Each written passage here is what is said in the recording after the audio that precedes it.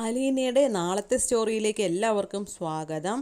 അങ്ങനെ അലീനെ പുറത്താക്കാൻ തീരുമാനിക്കുകയാണ് വൈജയന്തിയുടെ ആങ്ങളമാർ. അപ്പോൾ അവിടെ നിന്ന് കൃഷ്ണമോളോട് അവിടുന്ന് ബബിത പറയുന്നുണ്ട്, ഇന്ന് സ്കൂളിൽ പോകാതിരുന്നാൽ നിനക്ക് നല്ല തല്ല് കാണാം ഇവിടുത്തെ എന്നൊക്കെ പറയുമ്പോൾ കൃഷ്ണമോൾ പറയാണ്, അതിനൊരു കാര്യം ചെയ്യേ, നിങ്ങൾ വീഡിയോ എടുത്ത് വെക്കി മൊബൈലിൽ, അന്ന് എനിക്ക് കാണാമല്ലോ എന്നൊക്കെ പറഞ്ഞിങ്ങനെ അവരെ ആക്കുകയാണ് കേട്ടോ കൃഷ്ണമോൾ.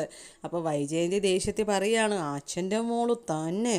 അപ്പോൾ കൃഷ്ണമോളാണെങ്കിൽ അലീനെ അടുത്ത് നിൽക്കുന്നുണ്ടാവേ, അപ്പോൾ അലീനെ ഉദ്ദേശിച്ചിട്ടായിരിക്കും അമ്മയുടെ മോൾ ഇവിടെ തന്നെ ഉണ്ടല്ലോ എന്നുള്ള രീതിക്ക് ഇങ്ങനെ പറയുന്നുണ്ട് കേട്ടോ.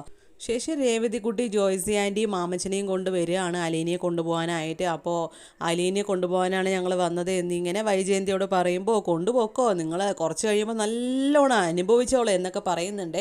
രേവതിക്കുട്ടി അലീനയുടെ അടുത്താണെങ്കിൽ ഇങ്ങനെ വൈജയന്തി അവിടെ നിൽക്കുമ്പോൾ പറയുന്നുണ്ട്, അതേ സംസാരം, അതേ നോട്ടം എന്നൊക്കെ പറഞ്ഞ് ഇങ്ങനെ സംസാരിക്കുന്നൊക്കെ ഉണ്ട് കേട്ടോ. പക്ഷേ വൈജയന്തിക്ക് അതൊന്നും മനസ്സിലാവുന്നുണ്ടാവില്ലേ. അപ്പോൾ യാത്ര പറയാനായിട്ട് അലീന ബാലേന്ദ്രൻ്റെ അടുത്തേക്ക് ചെല്ലുമ്പോൾ ബാലേന്ദ്രൻ പറയുന്നുണ്ട്, പോണ്ട, അവിടെ മാമച്ചൻ്റെ വീട്ടിൽ അവർക്ക് വരാനും ഭീഷണിപ്പെടുത്താനൊക്കെ എളുപ്പമായിരിക്കും, മോള് പോണ്ട എന്ന് പറയുമ്പോൾ അലീനയ്ക്ക് ഭയങ്കര കരച്ചിലൊക്കെ വരുന്നുണ്ട്, ഭയങ്കര ഷോക്കിംഗ് ആവുന്നുണ്ട്, എന്താ ചെയ്യേണ്ടതെന്ന് അറിയാതെ.